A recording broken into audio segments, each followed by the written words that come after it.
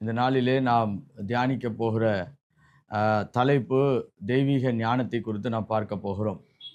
आज हम लोग एक हेडिंग में हम लोग देखेंगे परमेश्वर के बुद्धि। இதை நம்ம போன சில வாரங்களாக நம்ம தியானிச்சிட்டு இருக்கோம். तो पिछले हफ्ते से हम लोग ये ध्यान कर रहे हैं।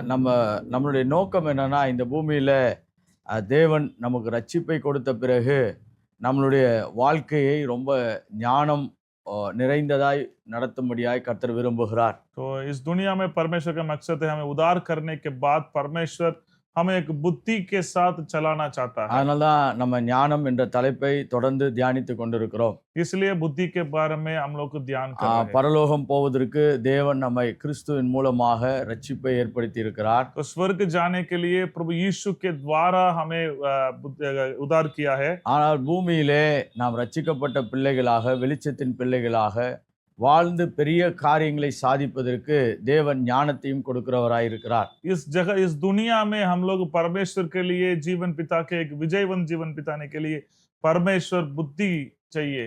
அதனால தான் நம்ம புத்தி நிறைந்தவர்களாய், ஞானம் நிறைந்தவர்களாய் இந்த பூமியிலே வாழ வேண்டும் என்று சொல்லி வேதத்திலே சில புஸ்தகங்களை ஞான புஸ்தகங்களாய் கொடுக்கப்பட்டிருக்கிறது. इसलिए हम इस दुनिया में जीने के समय में एक बुद्धि के साथ, एक विवेक के साथ, एक ज्ञान के साथ जीने के लिए पवित्र शास्त्र में कई सारे बुद्धि के लिए, ज्ञान के लिए पुस्तक है। சில புஸ்தகங்களுக்கு பேரே ஞான புஸ்தகங்கள், த புக் ஆஃப் விஸ்டம்ஸ் என்று சொல்லி சில புஸ்தகங்கள் வைக்கப்பட்டிருக்கிறது. कुछ पुस्तक का नाम है कि बुद्धि का पुस्तक, ऐसे नाम रखा है।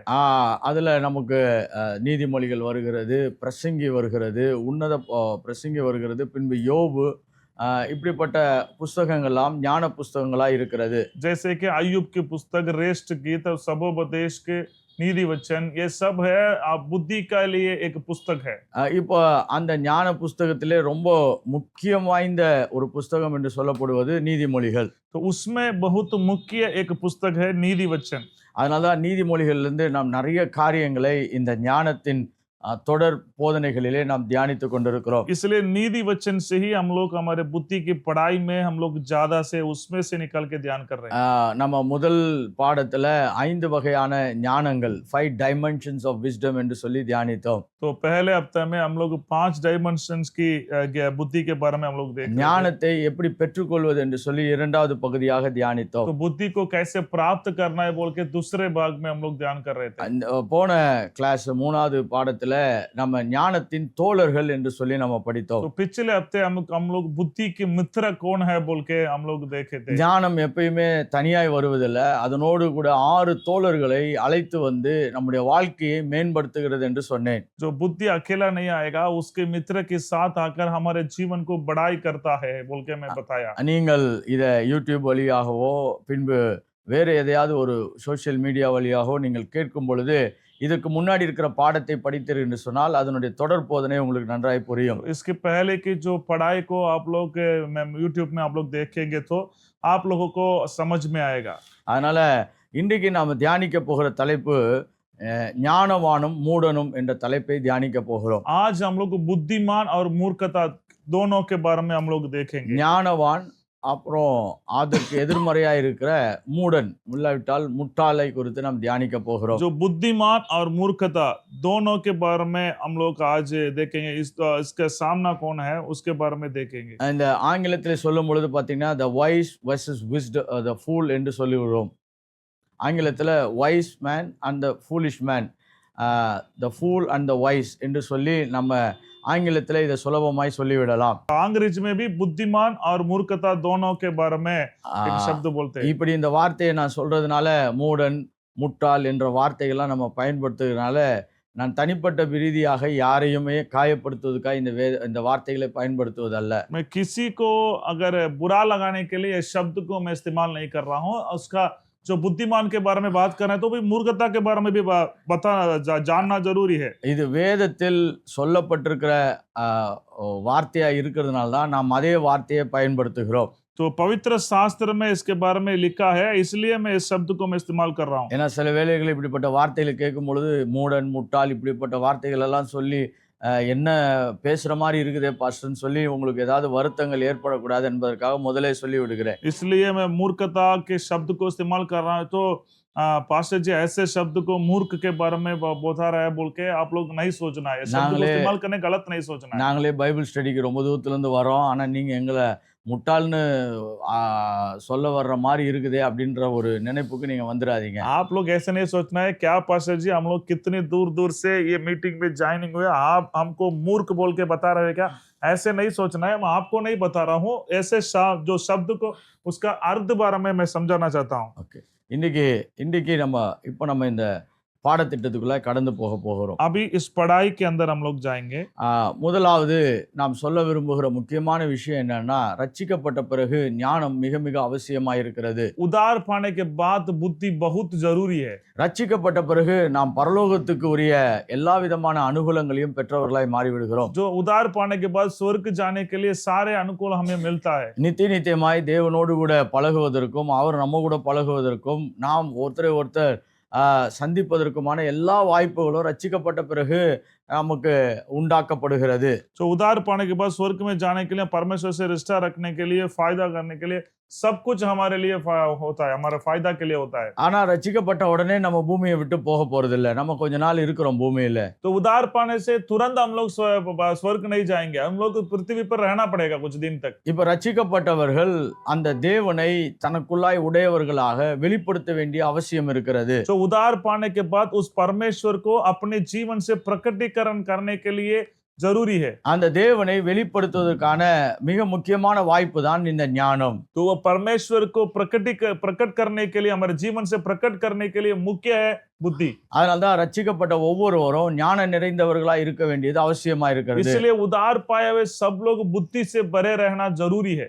வேதம் சொல்லுகிறது கிறிஸ்துவே ஞானத்தில் விருத்தி அடைந்தார் என்று சொல்லுகிறது. पवित्र शास्त्र में लिखा है यीशु मसीह बुद्धि में बढ़ते गया बोल के लिखा है। அதனால தான் பூமியில நாம் ஞானத்தை குறித்து தியானிக்கும் பொழுது நம்ம இந்த பூமிக்குரிய வாழ்க்கையை மிகவும் அற்புதமான தேவன் ரகமான வாழ்க்கை வாழ்வதற்கு பிரயோஜனம் உள்ளதாய் படிக்க போகிறோம். इसलिए इस पृथ्वी पर हम जीने के समय में परमेश्वर ने जो हमारे लिए रखा है, परमेश्वर के दिए हुए जीवन के जैसे हम जीने के लिए हम लोग पढ़ाई कर रहे हैं। இன்னைக்கு நம்ம தியானிக்க போகிற தலைப்பு ஞானவானும் முட்டாளும் என்ற தலைப்பை தியானிக்க போகிறோம். जो बुद्धिमान और मूर्खता उस दोनों के बारे में हम लोग देखेंगे। வேதத்துல இப்படிப்பட்ட வார்த்தைகள் பயன்படுத்தப்பட்டிருக்கிறது. மூடன் முட்டாள் என்ற வார்த்தைகள்லாம் பயன்படுத்தப்பட்டிருக்கிறது. पवित्र शास्त्र में बुद्धिमान के शब्द भी इस्तेमाल किया है, मूर्खता मूर्ख के शब्द भी इस्तेमाल किया है। அநேக வேளைகள்ல விசேஷமாய் நீதிமொழிகள்ல ஒரு விதமான எழுத்து வடிவம் கொடுக்கப்பட்டிருக்கிறது. जो नीति वचन में कुछ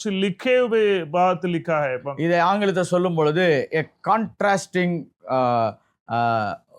verses என்று சொல்லுவோம். ஆங்கிலத்துல கான்ட்ராஸ்டிங் வேர்சஸ் என்று சொல்லுவோம். அப்படி என்றால் முரண்பாடுகளை ஒப்பிட்டு பேசக்கூடிய வாக்கியங்கள் என்று சொல்லுகிறோம். जो अंग्रेजी में जो नहीं समझ पाते उसको समझने के लिए एक शब्द है।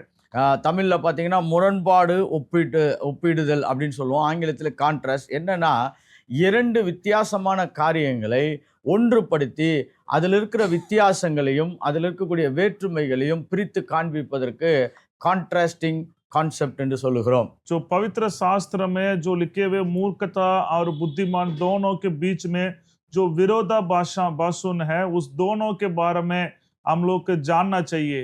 இரண்டு எதிர்மறையான காரியங்களை சொல்லி அதில் இருக்கிற வேறுபாடான விஷயங்களை ஒப்பிட்டு காண்பித்து அதன் வித்தியாசங்களை தெரிவிப்பதற்கு தான் கான்ட்ராஸ்டிங் என்று சொல்லுகிறோம். दोनों शब्द के बारे में देख के उसका फर्क को देखकर उसके विरोधाभासों को देखकर हम लोग समझना है। அப்ப இன்றைக்கு நம்ம ஒரு கான்ட்ராஸ்டிங் சர்மன்ஸ் அப்படின்னு சொன்னால் வித்தியாசப்படுத்தி அதில் இருக்க வேற்றுமைகளை மிகைப்படுத்தி காண்பிக்கக்கூடிய ஒரு செய்தியை தான் நாம் கேட்க போகிறோம். एक दोनों शब्द के बीच में क्या फर्क है, उसके क्या विरोधाभासों है, उस दोनों को क्या है बोल के हम लोग आज की पढ़ाई में हम लोग देखेंगे। வேதத்துல இப்படிப்பட்ட முரண்பாடான ஒப்பீடுகள் அநேகம் கொடுக்கப்பட்டிருக்கிறது. பாருங்க, இன்னைக்கு நம்ம தியானிக்க போகிறது ஞானத்தையும் மூடத்தனத்தையும் ஒப்பிட்டு படிக்க போகிறோம். तो पवित्र शास्त्र में ऐसे कई सारे शब्द लिखा है। ऐसे आज हम लोग बुद्धिमान और मूर्खता दोनों के बारे में हम लोग आज देखेंगे। வேதத்துல இன்னொரு இப்படி முரண்பாடான ஒப்பீடு இருக்குது, ஒரு கான்ட்ராஸ்டிங் கான்செப்ட் இருக்குது. அப்படின்னு சொன்னால் நீதிமான் அநீதிமான் என்று சொல்லப்படும். तो ऐसे दूसरा भी एक शब्द है, धर्मी व्यक्ति और अधर्मी व्यक्ति बोल के भी लिखा है। righteous or wicked, நீதிமான் துன்மார்க்கன் என்ற ஒரு கான்ட்ராஸ்டிங் விஷயத்தை வேதம் தொடர்ந்து போதித்துக் கொண்டே இருக்கும். जो पवित्र शास्त्र कभी भी दो तरफ के लोगों को भी बताता है। एक तो पवित्र लोग, अशुद्ध लोग, धार्मिकता, अधर्मिया और बुद्धिमान, मूर्खता, ऐसे दोनों को हमको फर्क दिखाते रहता है। அதே போல பாத்தீங்கன்னா சோம்பேறி சுறுசுறுப்பானவன் என்பதை பேசும். तो वैसे ही तो सकरिया और आलसीपन में रहने वाला दोनों के बारे में हमें उत्साहित में रहने वाला और आलसी में रहने वाला दोनों को फर्क को भी बताता है। அதே போல பெருமை உள்ளவன் தாழ்மை உள்ளவன் என்று பேசும். ऐसे ही अभिमान और दीनता दोनों के फर्क को हमें बताता है। அதே போல கீழ்ப்படிதல் உள்ளவன் கீழ்ப்படியாதவன், இதெல்லாமே என்னன்னா கான்ட்ராஸ்டிங் கான்செப்ட்ஸ் அப்படின்னு சொன்னால் முரண்பாடான ஒப்பீடுகளை உடையதாக செய்திகளா இருக்கிறது. जैसे कि आज्ञाकारी मानने वाला और आज्ञाकारी ना मानने वाला, वैसे पवित्र शास्त्र कभी भी ऐसे विरोधाभासों को हमें बताता है। एक अच्छे शब्द एक बुरे शब्द दोनों के, एक अच्छे एक बुरे दोनों के बारे में हमें बताता है। அதனால இன்றைக்கு ஒரு ஒப்பிட்டு பார்க்கக்கூடிய ஒரு பிரசங்கத்தை தான் நாம் கேட்க போகிறோம். आज हम लोग ऐसे फर्क दिखाने का एक प्रचारों को हम लोग आज देखेंगे। இரண்டு எதிர்மறையான இரண்டு முரண்பாடான காரியங்களை ஒப்பிட்டு அதிலிருந்து தேவன் நம்மோடு கூட பேச விரும்புகிறார். तो दो एक विरोधाभासों को परमेश्वर बता के उसको हम परमेश्वर हमें तुलना करके हमें बताता है। நாம முதல்ல சில வசனங்களை வாசிக்க போகிறோம். तो आज अभी हम कुछ वचनों को पढ़ेंगे। ஏன்னா இது வேதம் விசேஷமாய் நீதிமொழிகள் நிறைய இடத்துல இப்படிப்பட்ட காரியங்கள் பேசப்பட்டிருக்கிறதுனால நாம் ஞானவான் மூடன் இவை இரண்டையும் வித்தியாசப்படுத்தி எதிர்மறையா இருக்கக்கூடிய அநேக வசனங்களை முதலாவது காண்பிக்க விரும்புகிறேன். तो पवित्र शास्त्र में कई सारे शब्द ऐसे लिखा है, इसलिए उसके बारे में मैं कुछ बताना चाहता हूँ। என்னோடு கூட நீதிமொழிகள் 14ஆம் அதிகாரம் 15ஆம் வசனம் 16ஆம் வசனத்தை எடுத்துக்கொள்ளுங்கள். नीति वचन 14 वचन 15 और 16। நீதிமொழிகள் 14ஆம் அதிகாரம் 15ஆம் வசனம் 16ஆம் வசனம். नीति वचन 14 अध्याय 15 और 16 இங்க வாசிக்கலாம் பாருங்க. பேதையானவன் எந்த வார்த்தையும் நம்புவான், விவேகியோ தன் நடைகளின் மேல் கவனமாய் இருக்கிறான். बालो तो हर एक बातों को सच मानता है, परंतु चातुर मनुष्य समझ बूझ कर चलाता है। 16ஆம் வசனம். ஞானம் உள்ளவன் பயந்து தீமைக்கு விலகுகிறான், மதியினனோ மூர்க்கம் கொண்டு துணிகரமாய் இருக்கிறான்.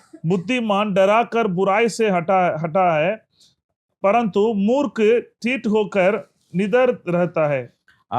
நான் ஆங்கிலத்தில் இந்த ரெண்டு வசனத்தை வாசிக்க விரும்புகிறேன். ஏன்னா பிற்காலத்தில் யாராவது ஆங்கிலத்தில் கேட்க வேண்டிய வாய்ப்பு இருந்தால் கேட்டுக்கொள்ளலாம். The simple believes every word, but the prudent consider well his steps. A wise man fears and departs from evil, but a fool rages and is self-confident. இப்போ இந்த இடத்துல பார்க்கலாம் பாருங்க, பேதையும் விவேகியும் எதிர்மறையான காரியங்களை விவரித்து காண்பிக்கிறது.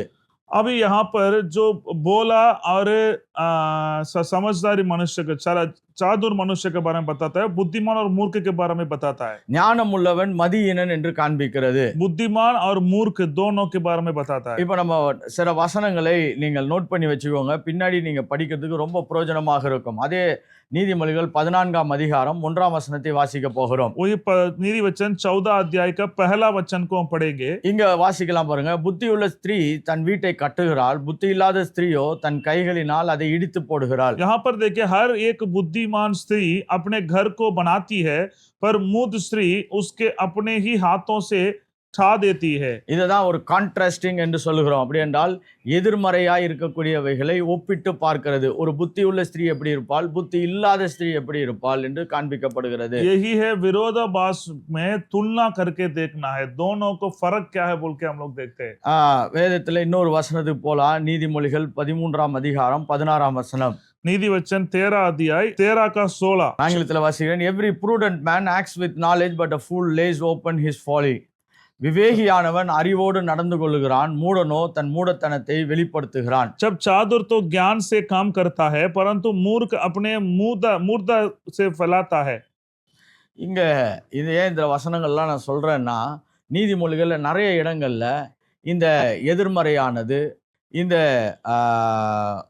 மாறுதலான காரியங்களை ஒப்பிட்டு காண்பிக்கக்கூடிய புஸ்தகமாகவே இருக்கிறது. जो नीति वचन कभी भी दोनों को विरोधाभासों को तुलना करके हमें बताती है. இது ஒரு விதமான போதனை வடிவம் என்று கூட சொல்லுவோம். It's a teaching method. அது ये भी एक उपदेश का तरीका है.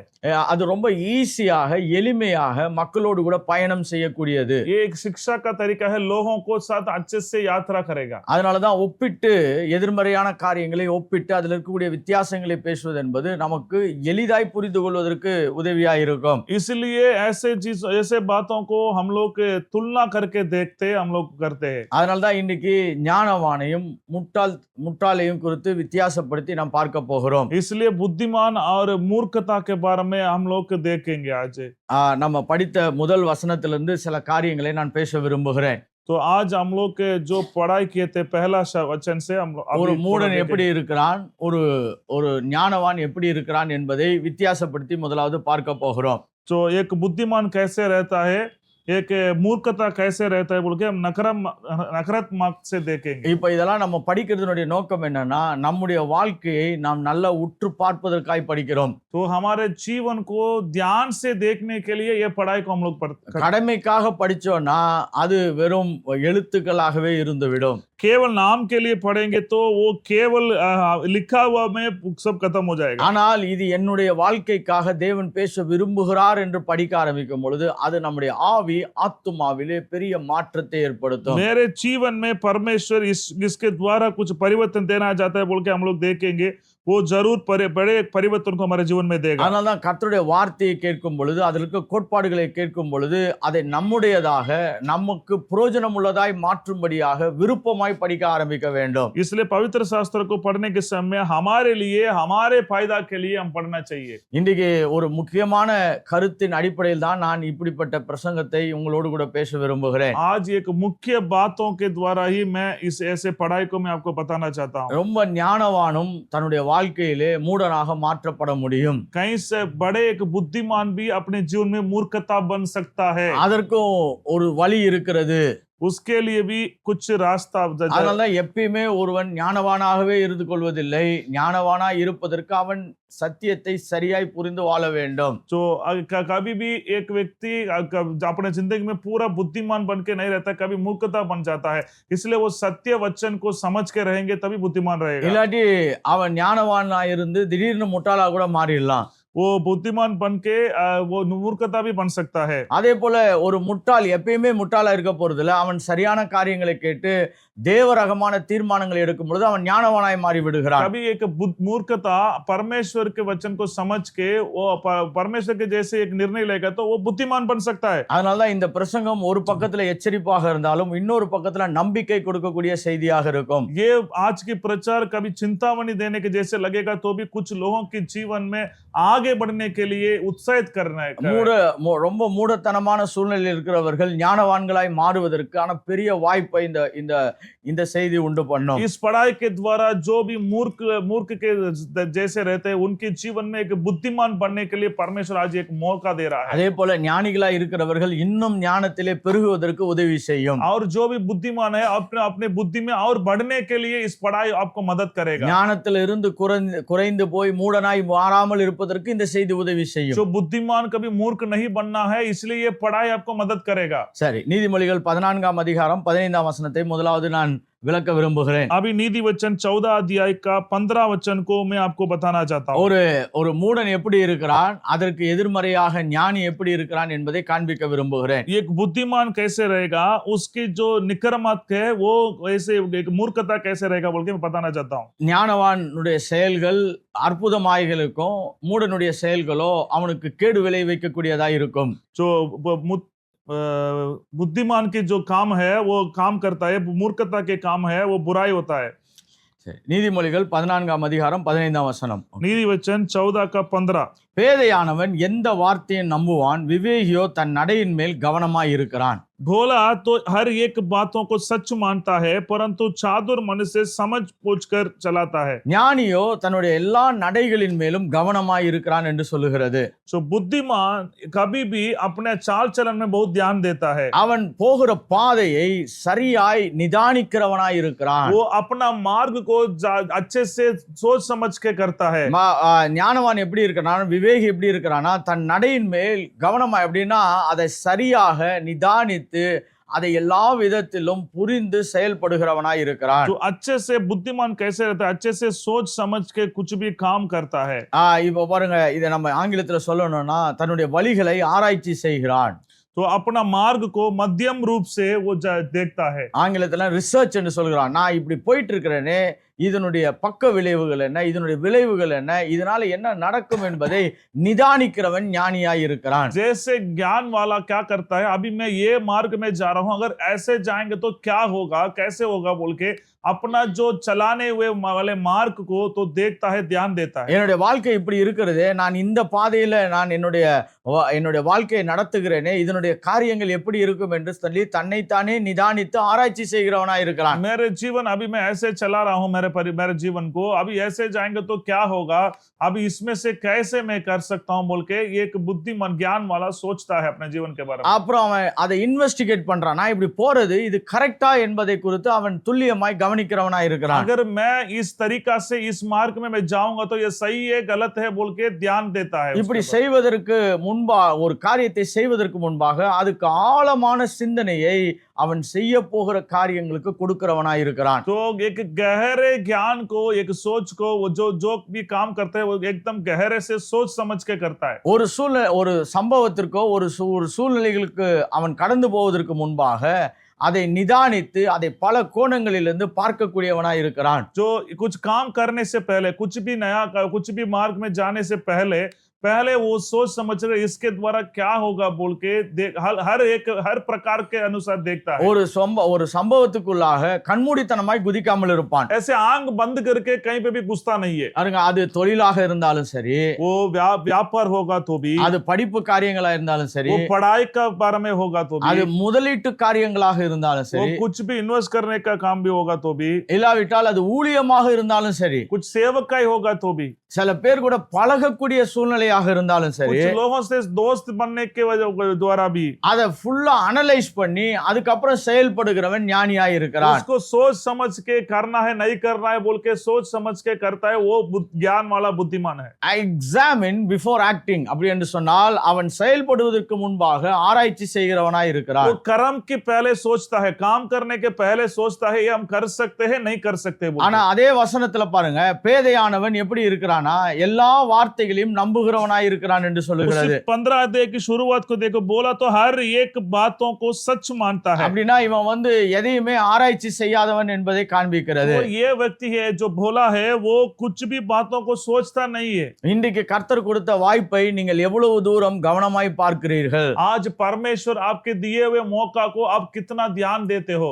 இன்னைக்கு கர்த்தர் கொடுத்திருக்கிற ஆசீர்வாதங்களை எத்தனை பேர் கவனமாய் பார்க்கிறீர்கள்? आपको परमेश्वर ने दिए हुए आशीष को ऊपर आप कितना ध्यान दे रहे हो? கர்த்தர் நமக்கு கொடுத்த குடும்பம், பிள்ளைகள், நமக்கு கொடுத்த நல்வாழ்வுகளை எவ்வளவு பேர் கரெக்டா நிதானித்து ஆராய்ச்சி செய்கிறவர்களாய் இருக்கிறோம்? परमेश्वर ने आपके दिए हुए परिवार, बच्चे लोगों को, आप घर को आप कितना ध्यान दे रहे हो? परमेश्वर के आशीर्वाद के ऊपर कितना ध्यान दे रहे हो? அனலைஸ் பண்ணணும், ரிசர்ச் பண்ணணும், நம்ம எங்க போயிட்டு இருக்கோம், என்ன பண்ணுகிறோம் என்பவன் ஞானியாய் இருக்கிறான். तो हम कहाँ चला रहे हैं, अभी क्या कर रहे हैं बोल के अपने आप को झांच के देखने वाला बनना है। எதையுமே யோசிக்காமல் செயல்படுகிறவன் பேதையாய் இருக்கிறான். அவன்தான் முட்டாள்தனத்துக்கு அருகாமையிலே கடந்து செல்லுகிறவனாய் இருக்கிறான். जो बोला है वो मूर्ख के साथ जाता है, कुछ भी बातों को सोचता नहीं है आगे क्या होगा बोल के, ऐसे आंख बंद करके चले जाता है। முதலாவது அதை ஆராய்ந்து பார்ப்பது, அலசி பார்ப்பது என்று சொல்லலாம். तो उसको देखना है, ध्यान देना है। அடுத்தது என்னன்னா, அவன் போகிற பாதையினுடைய விளைவுகளை கண்டுபிடிக்க முயற்சி செய்கிறான். तो अनुसंधान करके उसके ऊपर क्या होगा बोल के देख रहा है, उसके प्रतिफल क्या होगा बोल के देख रहा है। He consider the consequences. அப்படி என்று சொன்னால் விளைவுகளை எண்ணுகிறவனாய் மாறுகிறான். जो प्रतिफल को गिनता है क्या होने वाला बोल के। ஏன்னா நிறைய பேர் பாருங்க இதனுடைய விளைவு என்ன என்பதை அவர்கள் மதிப்பீடு செய்யாமலே போய் விடுகிறார்கள். इसके द्वारा क्या होगा बोल के कुछ लोग तुलना करके नहीं देखते हैं। இப்ப கடவுள் படிக்கிறதுக்கு ஒரு வாய்ப்பு கொடுத்திருக்கிறார். இதை படித்தால் இதனுடைய மதிப்பு எவ்வளவு கூடும், இதனால என்னுடைய வாழ்க்கையில எப்படி திறன்மைகள் அதிகரிக்கும் என்பதை தியானிக்கிறவன் நிதானிக்கிறவன் ஞானியாய் இருக்கிறான். अभी परमेश्वर मुझे एक पढ़ाई करने के लिए एक मौका दिया है, अभी ये नहीं करेंगे तो इसके बाद क्या होगा बोल के ज्ञान वाला बुद्धिमान वाला सोचता है. பாருங்க இந்த ஸ்போர்ட்ஸ் வந்து ரொம்ப அற்புதமான எக்ஸாம்பிள் இத படிக்கிறதுக்கு. जो स्पोर्ट्स है, जो खिलौना है, वो बहुत एक पढ़ाई करने के एक चाहिए. அதுல எஸ்பெஷலா இந்த செஸ்ன்னு ஒண்ணு விளையாடுவோம் பாருங்க, அது வந்து 100% இதனுடைய விளைவுகளை முன்னே அறிந்து விளையாடக்கூடிய ஒரு விஷயம். जो चेस खेलता है खेलने में उसके ऊपर उसमें क्या होता है, वो आगे क्या होगा बोल के पहले ही समझ के उसको खेलना पड़ेगा. அது ஏதோ உட்கார்ந்து ஒரு ரூமுக்குள்ள ரெண்டு பேரும் விளையாடுற மாதிரி இருக்கும், ஆனா இது ஒரு பெரிய மென்டல் சேலஞ்ச் நிறைந்த ஒரு ஸ்போர்ட்ஸ். அது वो खेल है, वो देखने के लिए दोनों बैठ के ऐसे खेल रहा है बोल के लगेगा, उसके ऊपर बहुत ध्यान दे के खेलना पड़ेगा. அது வந்து கேம் ஆஃப் ப்ராபபிலிட்டிஸ் என்று சொல்லுகிறோம். இதை செய்தால் இதற்கு என்னென்ன மாதிரியான விளைவுகள்லாம் வரும் என்பதை முன்கூட்டியே அறிந்து விளையாடக்கூடிய ஒரு பகுதி அது. अगर मैं ये करूंगा तो इसके बाद क्या होगा बोल के पहले समझ के काम खेलना पड़ेगा उसमें. அதனால ரொம்ப செஸ் விளையாடுறவங்க பாத்தீங்கன்னா மென்டலி ரொம்ப ஷார்ப்பா இருப்பாங்க. इसलिए चेस खेलने वाला ज्यादा दिमाग बहुत शार्प रहता है, तेज दिमाग रहता है. அதனால சின்ன வயசுலயே நிறைய பிள்ளைங்களை செஸ் விளையாட அனுமதிப்பாங்க. इसलिए छोटे बचपन में बहुत लोगों को चेस खेलने के लिए छोड़ते हैं. இது செஸ் மட்டும் இல்ல, எல்லா ஸ்போர்ட்ஸுமே அப்படிதான். பாருங்க, நீங்க ஒரு கால்பந்து விளையாடினா கூட அதுல இருக்கக்கூடிய விளைவுகளை புரிந்துதான் நீங்க பந்துகளை நகர்த்த முடியும். जैसे फुटबॉल खेलता है वो लोग भी उसके बाद अभी ये करेंगे तो क्या होगा बोल के पहले ही सोच के करना है. என்ன நடக்கும் என்பதை நிதானிக்கிறவனாய் இருக்கிறான். क्या होने वाला बोल के पहले ही सोचने वाला बुद्धिमान है. அதனாலதான் ஞானி எப்படி இருக்கிறான் என்றால், முதலாவது தான் போகிற பாதைகளை அலசி ஆராய்கிறான், இரண்டாவது அதனுடைய விளைவுகளை எண்ணுகிறவனாய் இருக்கிறான். जो बुद्धिमान कभी भी अपने जो मार्ग को ध्यान देता है और इसके बाद क्या होगा बोल के पहले सोचता है. மூன்றாவதாக அவன் என்ன செய்கிறான் என்று சொன்னால், நீதிமொழிகள் 19ஆம் அதிகாரம் 21ஆம் வசனத்தை வாசிக்கலாம். नीति वचन 19 अध्याय 21 वचन को पढ़ेंगे. ஒரு ஞானியினுடைய 3 அடையாளங்களை நான் முதலாவது காண்பிக்க விரும்புகிறேன். नीति वचन 19 अध्याय 21. நீதிமொழிகள் 19ஆம் அதிகாரம் 21வது வசனம். மனுஷனுடைய இதயத்தின் நினைவுகள் அநேகம், ஆனாலும் கர்த்தருடைய யோசனையே நிலை நிற்கும். मनुष्य के मन में बहुत से कल्पना होती है, परंतु जो युक्ति यहोवा करता है वही स्थिर रहती है. எப்படி என்னன்னா, இவனு நிறைய படங்களும் ஆசைகளும் விருப்பங்களும் மனிதனுக்கு இருக்கலாம். कई सारे चित्र कल्पना मनुष्यों के अंदर हो सकता है. ஆனால் ஞானி எப்படி இருப்பான் என்று சொன்னால், கர்த்தருடைய காரியங்கள் எப்படி இருக்கிறது என்று ஒத்து பார்க்கிறவனாய் இருப்பான். जो बुद्धिमान क्या करता है, इसमें से परमेश्वर की क्या इच्छा क्या है बोल के तुलना करके देखता है. கர்த்தருடைய யோசனையே நிலை நிற்கும், அதுதான் சரியானது, அதுதான் கடைசி வரைக்கும் சரியா இயங்கக்கூடியது என்பது புரிந்து தன்னுடைய யோசனைகளை அதனோடு ஒப்பிட்டு பார்க்கிறவன் ஞானியாய் இருக்கிறான். जो परमेश्वर की योजना, यहोवा की योजना ही स्थिर है, उसी के साथ मेरे योजना को, मेरे जो कल्पना को तुलना करके देके उसके बाद निर्णय लेता है. அவன் தன்னுடைய இஷ்டத்துக்கு தன்னுடைய வாழ்க்கையை நடத்தாதபடி கர்த்தருடைய திட்டம் என்ன என்பதை அவன் கண்டுபிடித்து அதனோடு கூட ஒப்பிட்டு வாழ்கிறவனாய் மாறுகிறான். जो अपना जो मकसद क्या है बोल के समझ के, तो उसके साथ परमेश्वर के जो मकसद क्या है बोल के वो तो तुलना करके देख के जीवन बिताता है. பொதுவான मर्जी के अनुसार नहीं जीता है. பொதுவான தேவ சித்தம் என்பது வேதத்தில் நமக்கு கொடுக்கப்பட்டிருக்கிறது. तो परमेश्वर की इच्छा तो वहां पर तो बाइबल में लिखा है. 66 புத்தகங்களிலே தேவன் எதை விரும்புகிறார், எதை எதிர்க்கிறார், எதை நிராகரிக்கிறார் என்பதெல்லாம் நமக்கு கொடுக்கப்பட்டிருக்கிறது. परमेश्वर कहाँ पसंद करता है, किसको नफरत किसको मना करता है, ये सब कुछ हमें बताता है बाइबल से. அது பொதுவான வெளிப்பாடா இருப்பதனால நமக்கு அதிலே தேவனுடைய பொதுவான கருத்துக்கள், உலகளாவிய அங்கீகரிக்கப்பட்ட தேவனால் அங்கீகரிக்கப்பட்ட கருத்துக்கள் அங்கே பதிவு செய்யப்பட்டிருக்கிறது. तो परमेश्वर के जो भी बात है, वो सामान्य बात है, वो वहां पर लिखा है. இப்ப ஸ்பெசிபிக் அப்படி என்றால் தனிப்பட்ட ரீதியான தேவ சித்தத்துக்கு நாம் தேவனோடு பழகும் பொழுது அதை நாம் கண்டுபிடிக்கிறவர்களாய் மாறுகிறோம். हमारे व्यक्ति के जीवन के परमेश्वर के मकसद के बारे में हम परमेश्वर से समय बिताएंगे तभी पता चलेगा उसकी इच्छा क्या है. அதனால பொதுவான தேவ சித்தம் என்னுடைய தனிப்பட்ட வாழ்க்கைக்கான தேவ சித்தம் என்பதை நம்ம கவனித்து புரிந்து கொள்ளலாம். इसलिए परमेश्वर के सामान्य इच्छा मेरे बारे में क्या है बोल के परमेश्वर से समय बिताने के समय बता सकते हैं. இது வேதத்தோடு இணையும் பொழுது கண்டுபிடிக்கிறோம். தனிப்பட்ட தேவ சித்தத்தை அவரோடு கூட இணையும் பொழுது ஜெபத்திலேயோ உபவாசத்திலேயோ அந்நிய பாஷையில பேசி ஆவியானவரோடு இடைப்படும் பொழுதோ வெளிப்பாடுகளின் மூலமாக தனிப்பட்ட வெளிப்பாடுகளை பெற்றுக்கொள்கிறோம். तो हमारे बारे में हम लोग परमेश्वर से पूछे अकेला हम उपवास प्रार्थना में कभी प्रार्थना में हम लोग वचन पढ़ने के समय जाते तभी परमेश्वर हमारे बारे में हर एक व्यक्ति के बारे में क्या मकसद रखा है बोल के तभी हम समझ सकते हैं. இப்போ இத கண்டுபிடிச்ச பிறகு அதனோடு கூட நம்மளுடைய திட்டத்தையும் ஒப்பிட்டு இதுல எதை நிலை நிற்கும் என்று கண்டுபிடித்து அதுக்காக வாழுகிறவன் ஞானியாய் இருக்கிறான். उसके बाद हमारी जो इच्छा क्या है उसमें से परमेश्वर के मकसद क्या है दोनों को तुलना करके देख के புத்திமான் उसी से चलता है.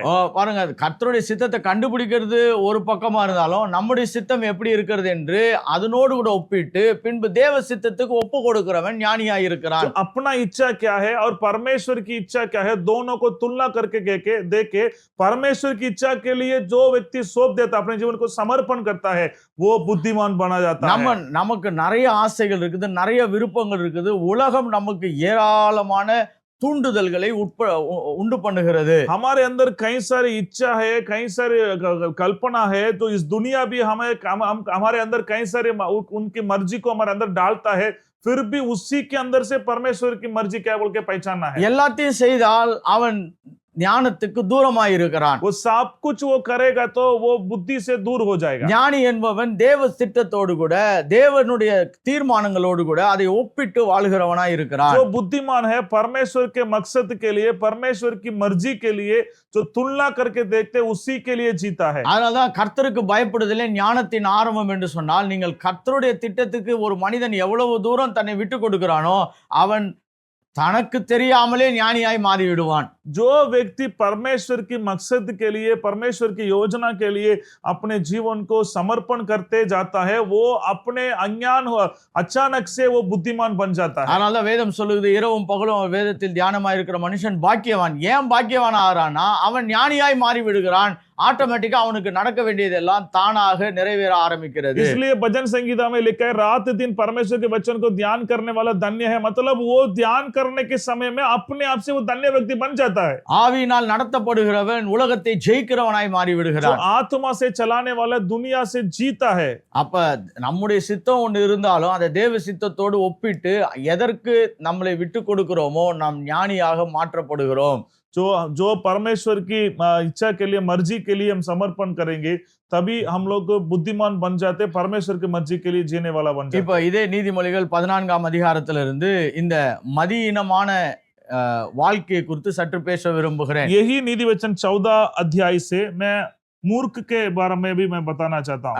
ஏன்னா இப்போ அதான் கான்ட்ராஸ்டிங் பிரீச்சிங் அப்படின்னு சொன்னால் எதிர்மறையா இருக்கிற காரியங்களை ஒத்து பார்த்து அதில் இருக்கக்கூடிய விளக்கங்களை புரிந்து கொண்டு நாம் நம்முடைய வாழ்க்கையை நிதானித்து நடத்தும்படியாக தான் இன்றைக்கு நாம் செய்தியை கேட்டுக்கொண்டிருக்கிறோம். यही विरोधाभास के तुलना करके जो पढ़ाई करते हैं वही है. आज हम लोग अभी मूर्खता के बारे में देखेंगे. இப்போ இங்க பார்க்குறோம் பாருங்க, பேதையானவன் எந்த வார்த்தையும் நம்புகிறவனாய் இருக்கிறான். जो बोला है हर एक बातों को सच मानता है. இங்க பாருங்க சிம்பிள் என்று சொல்லுகிறது. அப்ப நான் ஞானிக்கு எதிர்மறையானவன் என்பவன் பேதையாய் இருக்கிறான். அப்படி என்றால் அவனுடைய வாழ்க்கையில எதையெல்லாம் அவன் சரியாய் செய்யணுமோ அதையெல்லாம் சரியாய் தெரியாதவனாய் இருக்கிறவன் என்று சொல்லலாம். जो बोला है जो बात को अच्छे रीति से जानना चाहिए वो इतने अच्छे रीति से वो जानता नहीं है, वो बोत है. இன்னும் நான் இதுக்குள்ள உங்களுக்கு ஹீப்ரூலாம் போய் உங்களை விளக்கி உங்களை நான் இன்னும் ரொம்ப ஆழமான நிலைகளுக்கு கூட்டு போக விரும்பல. நம்ம மேலோட்டமாக தான் படித்துட்டு இருக்கோம். பேதையானவன் என்பவன் எதையெல்லாம் தெரிந்து கொள்ளணுமோ அதையெல்லாம் தெரிந்து கொள்ளாமல் இருக்கிறான். जो बोला है वो जो जानना चाहिए उसको अच्छे रीति से नहीं जानता है. அதுதான் மூடத்தனத்தின் அடையாளமாய் இருக்கிறது. वो ही मूर्खता का एक चिन्ह है. இந்த இந்த இந்த சிம்பிள் என்பவர்கள் எப்படி என்று சொன்னால் ஒரு குழந்தையை போல் இருக்கிறவர்கள். जो ये बोला है वो एक बच्चे जैसे रहता है। இவர்கள் வந்து காரியங்களுக்கு புதிதாய் தங்களுடைய வாழ்க்கையை கொடுத்தவர்கள் என்று சொல்லலாம். जो कुछ भी कामों के लिए नया नया देखता है। ஆங்கிலத்திலே நோவிஸ் என்று சொல்லுவோம். அப்படி என்றால் இப்பதான் அவங்களுக்கு புதுசா ஒரு விஷயத்தை அவங்க லைஃப்ல பாக்குறாங்க, இன்ட்ரோடியூஸ் ஆகுறாங்க, அப்படிப்பட்டவர்கள் என்று சொல்லலாம். जैसे कि एक कामों को पहली बार देख रहे हैं, कुछ संभव को पहली बार देख रहे हैं, जैसे लोग। இன்னொரு ஆங்கிலத்துல வார்த்தை இருக்குது இன்எக்ஸ்பீரியன்ஸ். அப்படி என்று சொன்னால் அவங்களுக்கு அதுல எந்த விதமான அனுபவம் இல்லாதவர்கள் என்று சொல்லலாம். जो ये बोला के बारे में मूल भाषा और अलग अलग अंग्रेजी में देखेंगे तो वो लोग अनुभव के पीने वाले लोग हैं, अनुभव नहीं है। அவங்க குழந்தையை போல இருப்பாங்க, புதிதாக காரியங்களை பார்க்கிறவர் போல் இருப்பாங்க, அனுபவம் இல்லாதவர்களாய் இருப்பார்கள். இவர்களே தான் வேதாகமும் सिंपल பேதைகள் என்று சொல்லுகிறது. वो लोग बच्चे के दिमाग जैसे रहते हैं और अनुभव के बिना रहते हैं और कुछ भी बातों को एकदम नया बोल के देखते हैं। நீதிமொழிகளை படிக்கும் பொழுது மூடர்களுக்கு இல்லாட்டி மூடத்தனத்துக்கு இப்படி பேதைகளையும் பயன்படுத்தப்பட்டிருக்கும். जो मूर्ख लोगों के बारे में देखेंगे तो ये बोला लोग के बारे में भी नीति वचन में लिखा है। ஆனா எல்லாமே சில பொதுவான செயல்பாடுகளை உடையதாக தான் இருக்கிறது. ये सब कुछ एक सामान्य बातों को काम को ही बताता है। இவங்க எப்படி இருப்பார்கள் என்று சொல்லி மூன்று காரியங்களை சொல்ல விரும்புகிறேன். जो ये बोला लोग कैसे रहेंगे बोल के मैं 3 बातों को बताना चाहता हूं। இந்த பேதையானவன் எப்படி இருக்கிறானா, எந்த வார்த்தையும் நம்புகிறவனாய் இருப்பான். बोला तो हर एक बातों को सच मानता है। அப்படி என்று சொன்னால் எதை சொல்லியும் இவனையும் இவனுடைய செயல்களையும் மாற்றி அமைக்க முடியும். मतलब इनको कुछ भी बात बोल के इनको दूसरे रास्ता पर लेके जा सकते हैं। யார் எதை பேசினாலும் அப்படியே முழுசா நம்பி தன்னுடைய செயல்களை அதற்கு ஏற்றாப்புல மாற்றிக் கொள்ளுகிறவன். जो भी कुछ भी बात बोलेगा उसको वैसे ही मान लेता है, सच मान लेता है, वो तुरंत बदल जाता है। இப்போ இது வந்து பாத்தீங்கன்னா lack of critical thinking என்று சொல்லுகிறோம். இவர்களால் ஒரு காரியத்தை பல கோணங்களிலிருந்து யோசிக்க முடியாதவர்கள். तो ये लोग एक काम को अलग अलग प्रकार से अलग अलग तरीका से नहीं देखते हैं। இவங்க எல்லாத்தையும் மேலோட்டமான மதிப்பீடுகளை மட்டுமே பார்க்கிறவர்களாய் இருப்பார்கள். ये सब लोग ऊपर से इसका क्या होगा, इसके कीमती क्या होगा यही देखते हैं बस। பாருங்க, இந்த மார்க்கெட்டிங்னு ஒரு பெரிய தொழிலே இருக்குது. மார்க்கெட்டிங் பிசினஸ் சொல்லுவாங்க. अभी देखिए मार्केटिंग का लिए एक बड़े बिजनेस भी है अभी। நல்ல பொருட்களை மார்க்கெட் பண்ணா ரொம்ப நல்லது. तो अच्छे जो सामान को मार्केट करेंगे तो अच्छा है। ஏன்னா அப்பதான் நம்மளுக்கு இந்த மாதிரி ஒரு நல்ல பொருள் இருக்குதுன்னு நம்மளுக்கு தெரியும், அதை போய் நம்ம வாங்கலாம். तो तभी पता चलेगा अच्छे सामान ऐसे है बोल के हम लोग ले सकते हैं। அட்வர்டைஸ்மென்ட் மார்க்கெட்டிங்லாம் ரொம்ப நல்லது. तो मार्केटिंग करते हैं वो अच्छा है, ठीक है। ஆனா என்ன பிரச்சனைனா, நல்ல பொருள் இல்லாததையும் நிறைய பேர் மார்க்கெட் பண்றாங்க. जो अच्छा सामान नहीं है उसको भी कुछ लोग मार्केटिंग करते हैं। தவறான கருத்துக்களை முன்வைத்து அதை விநியோகம் பண்ணி பின்பு அதை ஒரு மனிதன் வாங்கி அதனால் பயனடையாமல் கூட போய் விடுகிறார். गलत वस्तुओं के लिए भी मार्केटिंग करके उसके वजह से कुछ लोग लेके उनकी जीवन में कुछ फायदा नहीं होता है। இப்ப ஒரு விஷயத்தை யாராவது ஒருத்தர் உங்ககிட்ட சொல்லி உங்களை வாங்க வைக்கிறாரோ இல்லாட்டி எதையோ நம்ப வைக்கிறாருன்றப்ப நீங்க அப்படியே சொன்ன உடனே நம்பிட்டீங்கன்னா நீங்கள் பேதைகளாய் இருக்கிறீர்கள் என்று அர்த்தம். अगर एक व्यक्ति आपके पास आके एक वस्तु के बारे में बोल के मार्केटिंग करके आपको लेने के लिए वो बता के आप ले लिए है तो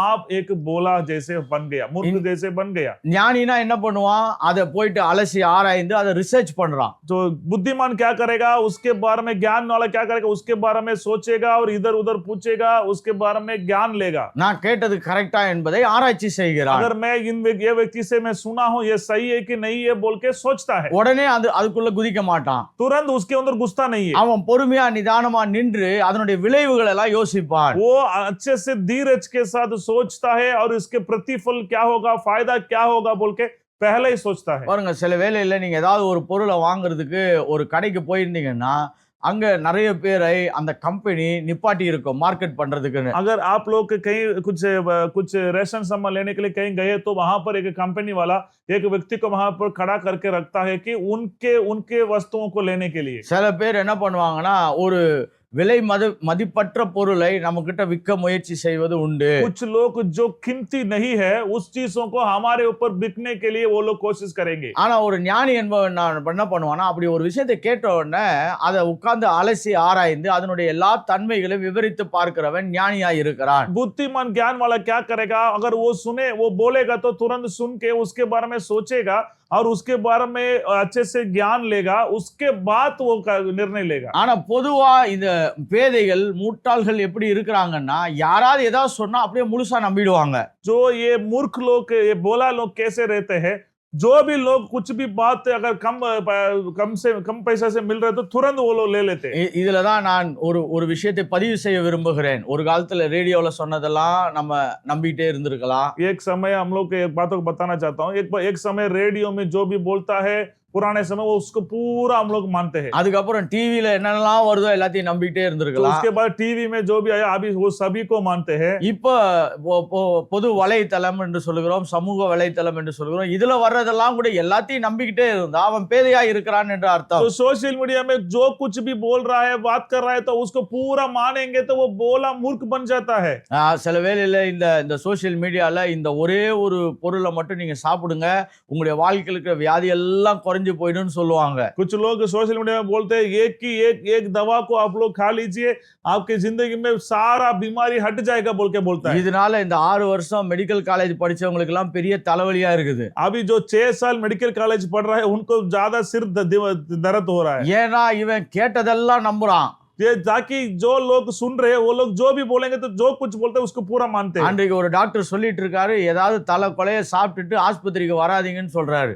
एक डॉक्टर ऐसे बोल रहे हैं, कुछ भी पत्ते को खा के इधर हॉस्पिटल में मत आओ, थोड़ा सोच समझ के खाओ. ஏன்னா இந்த மருத்துவத்துல நீங்க எம்பிபிஎஸ் டாக்டராகவோ இல்லாவிட்டால் ஒரு நல்ல வைத்திய சாலையை நடத்துகிறவர்களாய் நீங்க மாறணும்னா நிறைய ரிசர்ச்சை படிச்சு அதனுடைய விளைவுகள் எல்லாம் கண்டுபிடிச்சு அதுக்கப்புறம் தான் அதை நிறைவேற்றுகிறவர்களாய் இருப்பார்கள். ताकि वो डॉक्टर की पढ़ाई में अगर कुछ भी दवा को लेके आना है उसको वो लोग अच्छे से वो लोग क्या करते हैं, रिसर्च करते हैं, अनुसंधान करते हैं, उसके प्रतिफल को देखते हैं, उसके बाद ही उस दवा को बाहर लेके आता है. ஆனா அவங்க பாருங்க, எடுத்த உடனே சில மக்கள் சொன்னது எல்லாத்தையும் நம்பிடுறாங்க. कुछ लोग है जो भी बोलता है तुरंत मान लेते हैं. அதை போய் ஆராய்ச்சி செய்து அதனுடைய விளைவுகள் அதனுடைய காரியங்கள் எல்லாம் உட்கார்ந்து தியானிக்கிறவன் பேதைத்தனத்திலிருந்து வெளியே வந்து விடுகிறான். जो लोग उसके जो भी बात बोलता है कोई भी, उसके बारे में अगर सोच समझ के उसके बारे में ध्यान देके ज्ञान लेके उसके बाद निर्णय लेगा वो बुद्धिमान बन जाता है. 16ஆம் வசனத்தை வாசிக்க விரும்புகிறேன். 16 वचन को मैं पढ़ना चाहता हूँ. மதியினனோ மூர்க்கம் கொண்டு துணிகரமாய் இருக்கிறான் என்று சொல்லப்படுகிறது. परंतु मूर्ख ठीक होकर निडर रहता है. சொல்றது எல்லாத்தையும் நம்புறது. அடுத்தது எப்படி இருக்கிறானா, அவன் செய்யறது தான் ரொம்ப கரெக்ட்னு இருக்கிறான். तो ये मूर्ख क्या करता है, मैं जो बोलता हूं वही सही है, यही उनका बात है. இவன் என்ன எப்படின்னா, நான் வேற யார் சொல்றதையும் கன்சிடர் பண்றதே கிடையாது. இவன் தான் சொல்றதை மட்டும்தான் சரி என்று சொல்லி சிந்தித்து கொண்டே இருக்கிறான். ये मूर्ख का विचार क्या है, मैं किसी की बातों को नहीं सुनूंगा, मैं जो बोल रहा हूं वही सही है, यही सही है बोल के मानता है. நான் நிறைய மக்களை இப்படி சந்திச்சிருக்கிறேன். அவங்களுக்கு ஏதாவது சொல்லி புரிய வைக்கலாம்னா, இல்ல நான் சொல்றதுதான் கரெக்ட்னு தான் இருப்பாங்களே ஒழிய இன்னொருத்தர் சொல்றாரு அதை முதல்ல என்னன்னு கேட்கலான்னு கூட முயற்சி செய்ய மாட்டாங்க. मैं ऐसे लोगों को बहुत लोगों से मिला है. मैं कुछ बात करता हूँ, सलाह देता हूँ, तो नहीं मैं जो बोल रहा हूँ वही सही है, उसमें स्थिर रहते. वो पास्टर कुछ बोल रहा है उसको थोड़ा ध्यान देंगे, मानेंगे बोल के नहीं देखते. தமிழ்ல ஒரு பழமொழி சொல்லுவாங்க, நான் பிடிச்ச முயலுக்கு 3 கால் தான் வாங்க பாருங்க. அப்படிதான் இருக்கிறவர்கள் பேதைகளா இருக்கிறார்கள், முட்டாள்களா இருக்கிறார்கள் என்று அர்த்தம். तमिल में कहावत बोलते हैं, जो एक बिल्ली है उसको मैं जो बिल्ली पकड़ा उसको 3 ही पैर है बोल के बोलते. எப்பயுமே முயலுக்கு 4 கால் தான். இதை வேற விளக்க வேண்டியதா இருக்குது. ஏன்னா இந்த பழமொழிகள்லாம் கேட்டு ரொம்ப பேரு பல வருஷங்கள் ஆயிருக்கலாம். जो बिल्ली को 3 ही पैर 4 पैर है, वो 3 पैर बोलेंगे तो वो कैसे होगा. ஆனா ஒருத்தர் சொல்றாரு, நான் பிடிச்ச முயலுக்கு 3 கால் தாங்க, அதுக்கு 4 கால் கிடையாதுன்னு சொல்லும் பொழுது பாருங்க, அவர் சரியாய் காரியங்களை புரிந்து கொள்ளாதவராய் இருக்கிறவர். एक व्यक्ति मैं जो पकड़ा घर को उसको 4 पैर नहीं है 3 ही पैर है बोल के बोलेंगे तो वो व्यक्ति तो जो उधर सच है उस बातों को नहीं मान रहा है। இவங்களுடைய வேல்யூவேஷன் அப்படின்னு சொல்லுகிறோம். ஒரு காரியத்தை நிதானிக்கக்கூடிய தன்மையை இழந்து விட்டவர்களாய் இருக்கிறவர்கள். कुछ भी कार्य को ध्यान दे के वो जो दिमाग लगाने को उस दिमाग को वो लोग छोड़ दिए हैं, खो गए। இப்ப இத பல சூழ்நிலைகளை நம்முடைய வாழ்க்கையிலே பார்க்கலாம். तो अलग प्रकार में अलग अलग तरीका में हमारे जीवन में ऐसे देख ஃபர்ஸ்ட் सकते हैं। விஷயம், நிறைய பேர் எதை சொன்னாலும் நம்பிடுறது. இரண்டாவது, தான் நினைக்கிறது மட்டும் தான் சரின்னு நம்புகிற நிறைய வாய்ப்புகள் நமக்கு பூமியில இருக்கிறது. तो पहली बात है जो कुछ बोलता है दूसरे लोग उसको पूरा मानता है। दूसरा क्या है, मैं जो बोलता हूं वही सही है बोल के बोलते हैं। இப்போ இந்த காரியத்தை செய்யாதீங்கன்னா, இல்ல இப்பதான் செய்யணும்னு சொல்லிட்டு போய் நிறைய பேர் செய்வார்கள். कुछ लोग को बोलते हैं तो अभी ये काम को मत कीजिए, बोलेंगे तो नहीं मैं अभी ही ये काम को करूंगा बोलते हैं। இப்போ போய் முதலீடு செய்யாதீங்க, இதெல்லாம் வாங்காதீங்கன்னு சொன்னா, இல்ல நான் வாங்கி தான் ஆவேன், இல்லாட்டி எனக்கு நிம்மதி இருக்காதுன்னு போய் வாங்குவாங்க. அது பெரிய இழப்புகளை ஏற்படுத்தலாம். कुछ लोगों से बोलेंगे तो अभी जाके आप कहीं पे भी जाके निवेश मत कीजिए। अब ऐसे बोलेंगे तो नहीं मैं अभी जाके निवेश करूंगा बोल के ऐसे ही जाके करते हैं। யாராவது ஒருத்தர் ஏதாவது சொல்லிட்டாங்கன்னா அதை அப்படியே நம்பி போய் பல லட்சங்களை போட்டு இடங்களை வாங்குகிறார்கள். कुछ लोग अभी मत लीजिए बोलेंगे तो बहुत सारे लाख खर्च करके कुछ जमीन को खरीदते हैं। கேட்டா அவரு ரொம்ப நல்லவருங்கன்னு சொல்லிட்டு ஒரே ஒரு போர்வையான வார்த்தையை சொல்லிட்டு அப்படியே மூடத்தனமாய் நம்புகிறவர்கள் உண்டு. वो पूछेंगे तो वो अच्छा व्यक्ति है, वो जो भी जमीन दिखाएगा वो अच्छा ही होगा बोल के उसके ऊपर पूरा जो कुछ है उनके पूरा मान के लेते हैं। நான் மக்களை நம்ப வேணாம்னு சொல்லல, நம்பிக்கைக்கு உரியவர்களா இருக்கிறார்களா என்று ஆராய்ச்சி செய்து அதுக்கப்புறம் நம்பி அதை நீங்கள் நம்புவது ரொம்ப நல்லது. मैं लोगों के ऊपर भरोसा मत कीजिए बोल के मैं नहीं कह रहा हूं। अगर वो भरोसा करने के लिए योग्यता है, वो योग्य है तो बोल के आप ज्ञान देके ध्यान देके उसके बाद उसके ऊपर भरोसा रखिए। அதாவது ஞானி என்பவன் எடுத்த உடனே எல்லாத்தையும் நம்புவது கிடையாது. மூடன் என்பவன் தான் நினைக்கிறது தான் கரெக்ட்னு எப்பயுமே நம்பி கொண்டிருக்கிறான். इसलिए बुद्धिमान जब कभी भी जो कुछ बोलता है पूरा नहीं मानता है।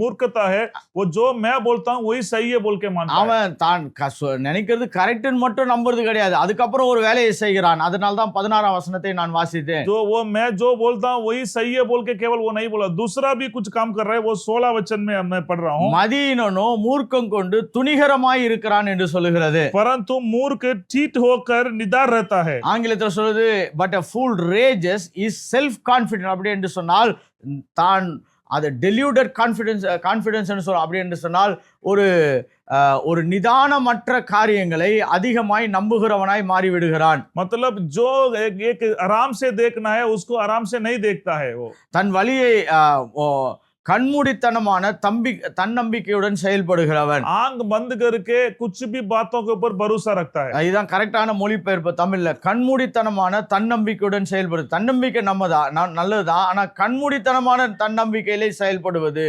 आंख बंद करके कुछ भी बातों के ऊपर आशा रखता है। இப்ப பாருங்க, யாராவது ஒருத்தர் சொல்றாங்க நீங்க இவ்வளவு பணம் போட்டீங்கன்னா இவ்வளவு பணம் வரும் அப்படின்னு யாராவது ஒரு சில அறிவிப்புகளை சொன்ன உடனே மக்கள் கண்மூடித்தனமாய் தன்னம்பிக்கையுடன் செயல்படுவது மூடத்தனத்தின் அடையாளமாய் இருக்கிறது. अभी एक उदाहरण के लिए बोल रहा हूँ। कोई एक बोलेगा तो आप इतना पैसा डालेंगे तो वो आपको 2 गुना 4 गुना में आपको वापस मिलेगा बोल के बोलेगा, तो उस बातों को वैसे ही आप आंख बंद करके आशा रखेंगे तो वही मूर्ख है, वही मूर्ख का बुद्धि है। என்கிட்ட ஒரு தம்பி சொன்னாரு, நீங்க கொஞ்சம் காசு போட்டீங்கன்னா 3 மாசத்துல இருந்து 6 மாசத்துக்குள்ள அதை இத்தனை மடங்கு பெருக்கி தருகிறார்கள் என்று சொன்னார். एक भाई मेरे को बोल रहा था आप इतना पैसा डालेंगे तो आपको 2-3 महीना में उसको 4 गुना 5 गुना बढ़ा के आपको देगा बोल के बोल रहा था। நான் சொன்னேன், இதுல நான் காசும் போட மாட்டேன், நீனும் காசு போடாதன்னு சொன்னேன். मैं उनको बोला मैं भी इसको पैसा निवेश नहीं करूंगा, इन्वेस्ट नहीं करूंगा, तू भी इसके ऊपर इन्वेस्ट मत करो बोल के मैं उनको बताया। ஏன்னா பணம் இப்படிலாம் பெருகும்னு தெரிஞ்சா பேங்க்காரனே அந்த இடத்துல கொண்டு போய் பணத்தை போட்டுருவான். आप देखिए अगर पैसा इतना बढ़ रहा है तो बैंक वाला भी उधर डालना चाहिए ना। ஏன் பேங்க்காரன் நமக்கு காசு கொடுத்து அவன் சம்பாதிக்கிறானா? அப்படிலாம் பெருக முடியாது என்பதை பேங்க்காரன் தெரிஞ்சு வச்சிருக்கிறான். क्यों बैंक वाला हमको लोग पैसा देके वो कमा रहा है ताकि वैसे डालेंगे तो वो सही नहीं होगा बोल के वो पहले जान लिया है। அப்படின்னா பேசாம இந்தியாவும் பெரிய பணக்கார நாடு ஆயிடலாம் பாருங்க. எங்கேயாவது போய் பணத்தை போட்டு பல மடங்கு இப்படி பெருகி ஒரு 2-3 மாசத்துல எடுத்துன்னு வந்துடலாம். अभी देखो अभी ऐसे तो इंडिया में सारा पैसा को ऐसे ही डाल के तुरंत 2 गुना 3 गुना बढ़ा के इंडिया पे एक अमीर देश हो सकता है ना, ऐसे नहीं है। கவர்மெண்டே சொல்லுது இவ்வளவுதான் ஒரு மனுஷனுக்கு பேங்க் சம்பாதிச்சு கொடுக்க முடியும் என்று ஒரு வரைமுறை வைத்திருக்கிறது. एक व्यक्ति इतना ही कमा सकते हैं बोल के एक सीमा रखा है, हमारा देश में एक नियम है, लेकिन कानून है। ஆனா இதெல்லாம் நம்ம சொல்லும் பொழுது அவங்களுக்கு அது புரியவே புரியாது, அது கேட்கவும் மாட்டாங்க. एक व्यक्ति को हम लोग ऐसे सलावत देंगे तो जो बोला लोग है वो लोग मानते नहीं है। இதெல்லாம் நான் சொல்றதுனால நான் ரொம்ப ஞானவான்லாம் நினைச்சுக்காதீங்க. நான் ஞானவானா மாறி இருக்கிறேன். ஏன்னா இதெல்லாம் செய்து அவைகள் எல்லாம் இயங்காது என்று நான் கண்டுபிடித்தேன். आप लोग ऐसे में बोल रहा हूं मैं बड़े बुद्धिमान बोल के मेरे बारे में ऐसे मत सोचिए, मैं बुद्धिमान बना हूं तो मैं भी ऐसे अनुभव के द्वारा मैं आया हूं। ஏன்னா கண்மூடித்தனமான நம்பிக்கைகள் நமக்கு கொடுக்கப்படும். ஆனா மதியன் என்ன பண்ணுவானா அத ரொம்ப வேகமா புடிச்சிட்டு வாழ்க்கையில போயிட்டு இருப்பான். जो आंख बंद करके कुछ भी बातों का आशा रखने के लिए बोलते हैं, जो बुद्ध मूर्ख है उसके ऊपर तुरंत मान के उस बातों हर बातों को मान के उसके ऊपर घुस जाता है। ஒரு சிலர் சொல்றாங்க பாருங்க, அங்க இத்தனை கோடி கிடைக்குது, 4 கோடி கிடைக்குது, 10 கோடி கிடைக்குது, அங்க கொடுப்பாங்க, நம்ம அதை வாங்கி அதை வந்து பல மடங்கு பிசினஸ் பண்ணி அதை நம்ம திருப்பி கொடுத்துடலாம்னு சொல்லிலாம் நிறைய பேர் யோசிப்பது உண்டு. कुछ लोग बोलते हैं कि मैं वहां पर 4 करोड़ 3 करोड़ दे रहा है, उनसे उधार लेके हम बिजनेस करके उसके बाद उसको पूरा पैसा को हम वापस दे सकते हैं बोल के ऐसे सोचते हैं। பாருங்க, இது கேட்கறதுக்கு ரொம்ப நல்லா இன்ட்ரெஸ்டிங்கா இருக்கும். सुनने के लिए बहुत अच्छा लग रहा है। நம்மள பகல் கனவு காண வைக்கும். हमें दिन में स्वप्न देखने के लिए वो लोग बता रहे हैं। பகல் கனவு என்று சொன்னால் நல்லா முழிச்சு இருந்தே அந்த உலகத்துல போய் வாழ்ந்துட்டு கொஞ்ச நேரம் கழிச்சு திருப்பி இந்த உலகத்துக்கு வருவாங்க. अगर दिन की स्वप्न उसका मतलब है आंख खुला रहेगा, आप जो सोचे उसी दुनिया में जाके जीवन पे आप जी के जीवन पिता के अनुभव करके वापस आप आ जाते हो। பாருங்க, எதிர்பார்க்கிறது, ஆசைப்படுறது இதெல்லாம் கரெக்டா இருந்தாலும் கண்மூடித்தனமான தன்னம்பிக்கை பிரச்சனையானது. तो आप इच्छा करना, बढ़ने के लिए सोचना, ये सब अच्छा है, वो गलत नहीं है। आप आंख बंद करके कुछ भी बातों के ऊपर आशा मत रखिए। இததான் deluded confidence என்று சொல்லுகிறோம். கான்ஃபிடன்ஸ் ரொம்ப நல்லது, ஆனால் அவைகள் கண்மூடித்தனமானவைகளாய் ஒன்றையுமே யோசிக்காதவைகளாய் அவைகள் கடந்து போகக்கூடியவைகளாய் இருக்கும். आशा रखना गलत नहीं है, आंख बंद करके आशा रखना ही गलत है। कुछ भी बातों को सोच समझ के भरोसा रखना है। அப்ப 3 ஞானமாய் இருக்கக்கூடிய காரியங்களை பேசியிருக்கிறேன், 3 மதியீனமாய் இருக்கக்கூடிய காரியங்களை பேசியிருக்கிறேன். 3 बुद्धिमान के बारे में मैं कार्य के बारे में मैंने बताया, 3 मूर्ख के कार्य के बारे में मैंने बताया। இப்ப இந்த ஞான இந்த மூடத்தனம் எங்கிருந்து எப்படி புறப்படுகிறது என்று நான் பேச விரும்புகிறேன். ये जो मूर्ख है वो कहां से शुरू होगा बोल के मैं आपको बताना चाहता हूं। ஆங்கிலத்திலே the root or the fountain head of foolishness என்று பேச விரும்புகிறேன். ये मूर्ख का जड़ कहां से आता है बोल के मैं बताना चाहता हूं। மூடத்தனத்தின் வேர் என்று சொல்லலாம். जो मूर्ख का जड़ है, ஏன்னா இது ரொம்ப முக்கியமான இடம். இதெல்லாம் நீங்க கரெக்டா கேட்கும் பொழுது நீங்கள் நல்ல தீர்மானங்களை எடுத்து எதிர்காலத்திலே பிரகாசமான வாழ்க்கைக்கு நேராய் கடந்து போவதற்கு உதவி செய்யும். मैं ये अच्छे से सुनिए, आप लोग इस बातों को मान के आप लोग अच्छे निर्णय लेके आप आगे बढ़कर एक प्रकाश की जीवन आप जीना चाहता, मैं आप लोग जीना चाहता हूं। இந்த தெய்வீக ஞானத்தெல்லாம் நம்ம குறிச்சு படிக்கிறதுனால நாம் தேவன் நம் மத்தியிலே வேலை செய்வதற்கு மிகப்பெரிய வாய்ப்பை ஏற்படுத்துகிறோம். तो ये परमेश्वर के ज्ञान के बारे में हम लोग पढ़ने की वजह से परमेश्वर हमारे जीवन में एक बड़ा काम करने के लिए हम समर्पण कर रहे हैं। கர்த்தர் உங்களுடைய வாழ்க்கையை பொருளாதாரத்திலே விளைய செய்ய வைக்க போகிறார்னா நீங்க போய் முதல்ல விதைக்கிறவர்களாய் மாற வேண்டியது இருக்கும். परमेश्वर आपके आर्थिक आशीष को बढ़ाना चाहता है तो पहले आप जाके बीज बोना है। அதே போலதான் நம்ம ஞானத்துல இருக்கும் பொழுது நாம் வாழ்க்கையை கர்த்தர் சுலபமாய் விருத்தியான நிலைகளுக்கு மாற்ற முடியும். आप बुद्धिमान बन के रहेंगे तो परमेश्वर आपके जीवन को तुरंत बढ़ा सकता है। இந்த மூடத்தனத்தினுடைய வேர் அப்படின்னா the fountain head, the root of foolishness சற்று கொஞ்சம் பேச விரும்புகிறேன். जो मूर्ख का जड़ कहाँ है, वो मूर्खता का जड़ कहाँ से शुरू हो रहा है बोल के मैं बताना चाहता हूँ। என்னோடு கூட சங்கீதம் 14ஆம் அதிகாரம் 1ஆம் வசனத்துக்கு திருப்பிக் கொள்ளுங்கள். भजन संगीता 14 अध्याय 1 वचन। இங்க வேதம் சொல்லுகிறது, தேவன் இல்லை என்று மதிகேடன் தன் இருதயத்தில் சொல்லிக் கொள்ளுகிறான். मूर्ख ने अपने मन में कहेगा कि कोई परमेश्वर है ही नहीं। The fool has said in his heart there is no God. तो मूर्ख ने अपने मन में कहेगा कोई परमेश्वर है ही नहीं। அப்போ வேதத்துல மூடன் எப்படி இருக்கிறான்னு சொன்னால் தேவன் இல்லை என்று சொல்லுகிறவன் மட்டுமல்ல மனதிலே சொல்லிக் கொள்ளுகிறவன் என்ற அர்த்தம். तो पवित्र शास्त्र में क्या लिखा है, अपना मन में भी, अब मूर्ख क्या बोलेगा, अपना मन में ही सोचेगा परमेश्वर है ही नहीं। இங்க பாருங்க, இல்லை என்று வெளியில சொல்றது வேற, மனதுக்குள்ள சொல்லிக் கொள்கிறது வேற. जो बाहर बोलना वो अलग है, मुंह से बोलना वो अलग है, मुंह में बोलना अलग है, मन में कहता है वो। சில பேர் பாத்தீங்கன்னா வெளியில எல்லாத்தையும் ஓகே ஓகே சரி சரின்னு வாங்க, ஆனா இருதயத்துல என்ன நம்புகிறார்கள் என்பது அவர்களுடைய உண்மையான நிலையை காண்பிக்கக்கூடியதா இருக்கும். कुछ लोग बाहर मुंह में हाँ ठीक है ठीक है ठीक है बोलते हैं, पर उनके मन में अंदर, मगर उनके मन के अंदर क्या है बोल के वो लोग ही जानते हैं। நிறைய பேர் சொல்லுவாங்க, ஐயோ பைபிள் ஸ்டடி ரொம்ப முக்கியம் பிரதர், பைபிளை ஒழுங்கா படிக்கணும், ஆனா வாங்கன்னா வரமாட்டாங்க. कुछ लोग बोलते हैं बाइबल स्टडी बहुत मुख्य है, बहुत अच्छा, अगर आइए बोल के बुलाएंगे तो वो नहीं आते। அப்படின்னா என்ன அர்த்தம்னா, வெளியரங்கமாய் ஒன்றை தீவிரமாய் நம்புகிறார்கள், பேசுகிறார்கள், ஆனால் உள்ளான நிலைகளிலே அதை தாங்களுக்கு इंटरनला அதை ப்ராசஸ் பண்ணாங்களானா இல்ல. तो बाहर से वो लोग पसंद करते हैं, वो अंदर आके उसको अनुभव करते हैं क्या, वो नहीं है। ஏன் கர்த்தர் இந்த இடத்துல மதியீனன் எப்படி இருப்பான் என்பதற்கு தன் இருதயத்திலே கர்த்தர் இல்லை என்று சொல்லுகிறவனா இருப்பானா?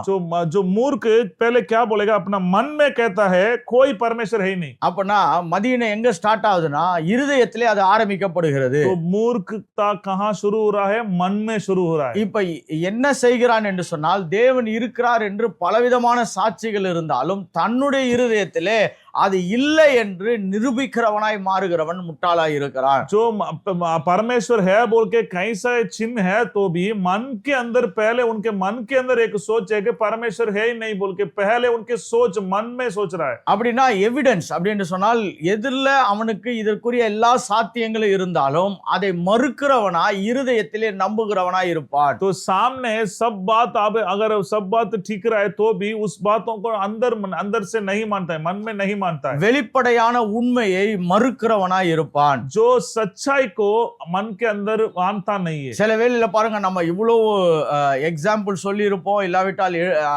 அதுக்கான சாத்திய கூறுகள் காமிச்சிருப்போம், அப்போ கூட அவன் என்ன பண்ணுவானா இருதயத்துல அதை நம்பாமல் அவன் என்ன நம்புகிறானோ அதே தான் நம்ப விரும்புகிறவனாய் कुछ இருப்பான். बात देख के कुछ लोगों को बोलते हैं इसके परिशुद्धि को हम लोग बताए होंगे, अगर इसके जो फायदा है, जो असली क्या है उसके बारे में बताए होंगे, फिर भी अपना मन में उसको नहीं मानता है, तो वही मूर्खता की शुरुआत। அதுதான் பாருங்க, வெளிப்படையான உண்மையை மறுக்கிறவன். वही जो प्रकट होने वाले सच्चाई को वो मानता नहीं है। உண்மையாக அது இருந்தாலும் அதை ஏற்றுக்கொள்ளாத மனதுடையவனாய் இருப்பான். अगर वो सच है तो भी उसको नहीं मानता है। இப்படி நீ வாழ்ந்தானா இது பெரிய பின்விளைவுகளை ஏற்படுத்தும், உன் சந்ததியை பாதிக்கும்னு சொன்னா கூட அப்படியான்னு கேட்டுட்டு அவன் உன்னை நம்பிக்கிட்டு அதுபடி கடந்து போகிறவனா இருப்பான். हम लोग बोलेंगे तो अगर आप ऐसे जिएंगे तो वो आपके संतान को नुकसान करेगा, ऐसे बोलेंगे तो भी वो जो उनका जो मर्जी है वही उसी को ही मानता है। இந்த பூமியில பார்க்கும் பொழுது இதெல்லாம் படைத்த தேவன் ஒருத்தர் இருக்கிறார் என்று எல்லாருமே நம்புவதற்கு வாய்ப்பு இருந்தாலும் மதிகேடன் தன் இருதயத்தை சொல்லுவானா அப்படிலாம் கடவுள் இல்லை என்று சொல்லுகிறவனா இருக்கிறான். जैसे कि सारे पृथ्वी को देखने के समय में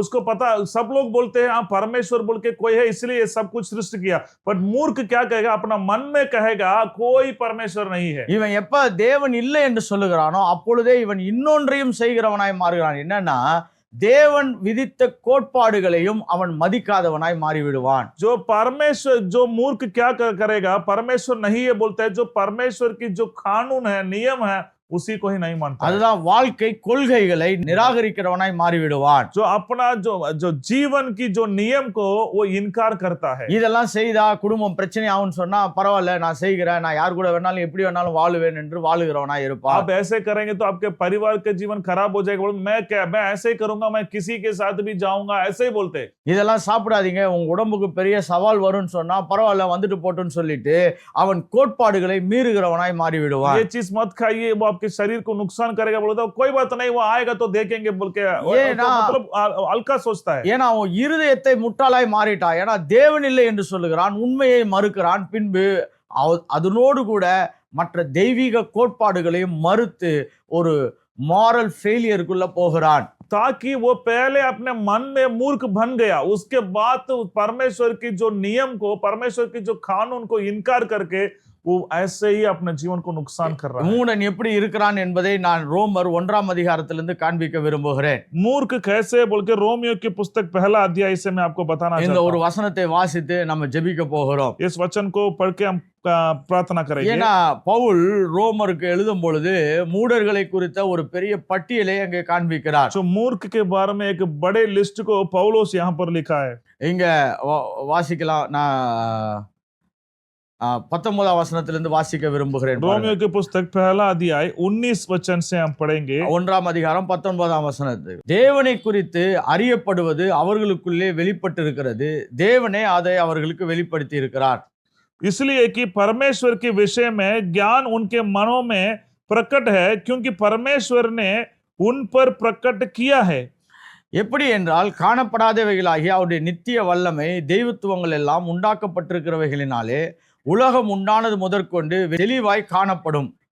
ஆதலால் அவர்களுக்கு போக்கு சொல்ல இடமில்லை. क्योंकि उसके अनदेखों को अर्थात उसके संतान उसके सनातन सामर्थ्य और परमेश्वरत्व जगत की सृष्टि के समय से उसके कामों को द्वारा देखने में आते हैं, यहाँ तक कि वे निरुत्तर है।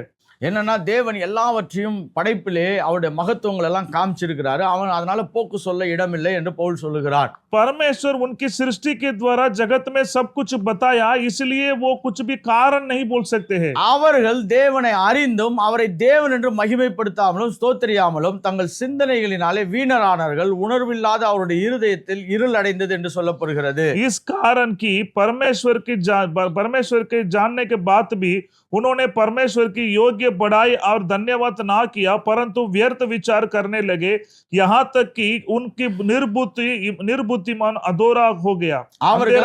அவர்கள் தங்களை ஞானிகள் என்று சொல்லியும் பைத்தியக்காரராக்கி அப்படின்னு இருக்கிறது.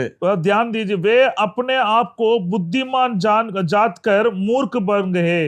அப்படி என்றால் professing to be wise they become fools. அவங்க ஞானிகள் என்று பேசுகிறார்கள், ஆனால் மூடர்களாய் இருக்கிறார்கள். वो लोग अपने आप को बुद्धिमान बोल के बोल रहे हैं, फिर भी वो मूर्ख बन गए।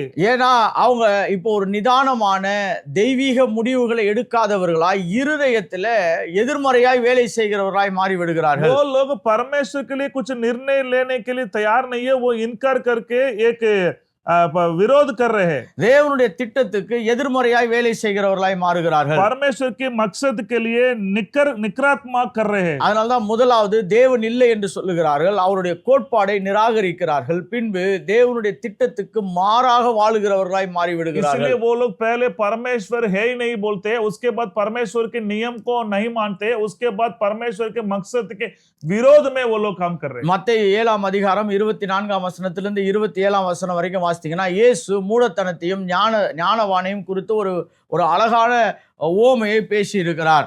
मत्ती रीति सुसमाचार 7वां अध्याय 21 से लेके पढ़ेंगे तो परमेश्वर बुद्धिमान और मूर्ख के बारे में एक बड़े उदाहरण नमूना बताया। இப்ப ஞானவான் என்பவன் கர்த்தருடைய வார்த்தைகளை கேட்டு கற்பாறையின் மேல் வீடு கட்டுகிறவன் என்று சொல்லுகிறார். जो बुद्धिमान चट्टान पर परमेश्वर के वचन को सुन के चट्टान पर घर बना रहा है। இன்னொருத்தனும் வீடு கட்டுறான், ஆனால் கேட்டதுக்கு மாறாக செய்கிறான் என்று சொல்லுகிறது. जो दूसरे व्यक्ति घर बना रहा है, फिर भी सुनने के अनुसार नहीं कर रहा है, दूसरे उनकी रीति से कर रहा है। பொதுவான வெளிய இருந்து பார்த்தா ரெண்டு பேருமே வீடு கட்டுற மாதிரி தான் இருக்கிறது. तो बाहर से देखेंगे दो लोग भी घर बना रहा है। கரெக்ட்டா? நீங்க வெளியில இருந்து ஒரு வாகனத்துல போகும்பொழுது இந்த சைடு ஒரு வீடு, இந்த சைடு ரெண்டுமே கட்டுற மாதிரி தான் இருக்குது. ஆனால் அதற்கு தேவன் ஒரு வித்தியாசத்தை சொல்லுகிறார். दोनों को अगर बाहर से देखेंगे ये भी घर बना रहा है, वो भी घर बना रहा है, बाहर से देखेंगे तो दोनों घर बना रहा है। ஒருவன் தேவனுடைய வார்த்தைகளை கேட்டு அது இருக்கிறது, இது இப்படிதான் வாழ வேண்டும் என்று சொல்லி அதன் அடிப்படையிலே தன் வாழ்க்கையை கட்டுகிறவன் அவன் கண்மனையின் மேல் வீடு கட்டுகிறவன் என்று சொல்லப்படுகிறது. एक व्यक्ति है परमेश्वर के वचन को मानकर अगर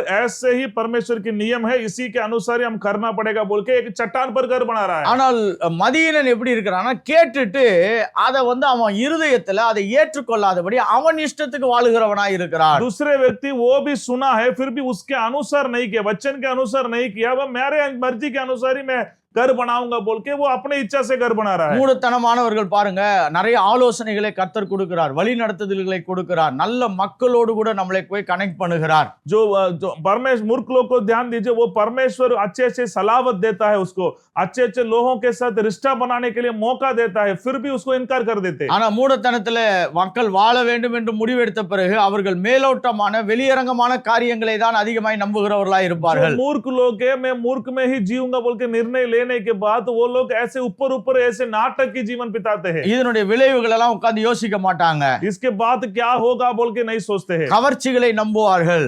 जो भी बात है उसको जो जो नकली है उसके ऊपर भरोसा करते हैं। உண்மையை ஆராய மாட்டார்கள். तो सच्चाई को वो लोग अनुसंधान नहीं करते हैं। தற்காலிக சுகத்தை விரும்புகிறவர்களாய் இருப்பார்கள். जो अभी क्या चाहिए वही देखते हैं। இப்ப இது ரொம்ப இன்ட்ரெஸ்டிங்கா இருக்குது பிரதர்னு போயிட்டே இருப்பாங்க. अभी ये मुझे सही लग रहा है ब्रदर, मैं इसी में ही करूंगा बोल के जाते हैं। எதிர்காலத்தை கணக்கிட மாட்டார்கள். अपने भविष्य के बारे में वो लोग सोचते नहीं। இன்னொரு பெரிய விஷயத்தை இயேசு சொல்றாரு பாருங்க, கற்பாறையிலையும் மண்ணிலையும் வீடு கட்டினவன் கடைசில ஒரு நாள் பெரிய காற்று வருகிறது, வெள்ளம் வருகிறது என்று சொன்னால் அவர்கள் சோதனைகளை எதிர்பார்க்காமல் வாழ்ந்தவர்கள் என்று காண்பிக்கப்படுகிறது. आखिरी में यीशु मसीह एक बात बोल रहा है, ध्यान दे, उसमें क्या कर रहा है, जो चट्टान पर घर बनाया और मिट्टी पर घर बनाया, दोनों के ऊपर तूफान आ रहा है। मतलब वो भविष्य में क्या होगा, एक परीक्षा आएगा बोल के जो मूर्ख नहीं सोचता है। இப்ப படிக்கிறவர்கள் சரியாய் படிக்க வேண்டும். अभी जो पढ़ाई करने वाले हैं अच्छे से पढ़ाई करना ஏன்னா चाहिए। வரும் காலங்கள்ல சோதனைகள் வரும் என்று எதிர்பார்த்து படிக்கிறவன் ஜெயிக்கிறவனாய் மாறுகிறான். आने वाले दिनों में परीक्षा आएगा बोल के सोच के पढ़ाई करेगा तो वो